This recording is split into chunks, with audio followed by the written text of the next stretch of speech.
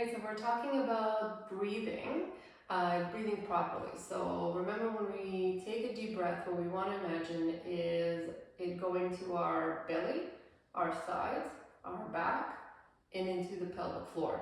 So we really want to imagine the lungs almost like as a balloon expanding in all the directions, right? And stretching everything at the same time. So you can practice that just in the simplest position on the ground. So here, right? So my knees are bent, it's a little bit easier. And we're just going to take a deep breath. And we're thinking about that breath going into the belly, the sides, and into the back. Now, remember, what we don't want to see is a lot of chest movement. Now, the chest can move, absolutely. It's part of, again, that balloon expanding. But it really shouldn't be the primary mover. So if you end up like this, right, where everything went into the chest and the belly actually almost flattened, or maybe even either nothing went into it or it actually got smaller, right, almost like I'm exhaling, then that's not a good breathing pattern, right? So that means something is going on that's blocking that breath from going down. So we want to relax our neck muscles, relax our chest muscles, and really think about that air going all the way down to the pelvic floor, into the belly.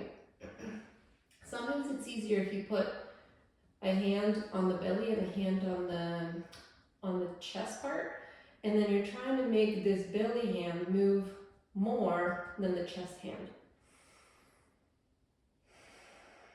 Now, it's not the best cue because it's really only teaching you to belly breathe, and we want that 360-degree breath. But it's a really good starting point. So if you're having a real trouble getting that breath down and everything is happening in the chest, this is a really good starting point. Work on that first. Then we're going to think about the sides and the back as well. One thing to watch out here for, so if you sort of see here, if I take a breath in and my back actually lifts up off the ground, that means I'm using my back muscles to take deep breaths, right? Not only in this exercise, but all the time.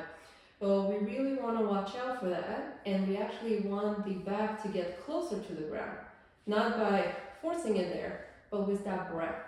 So we'll take all of that into account and start working on breathing.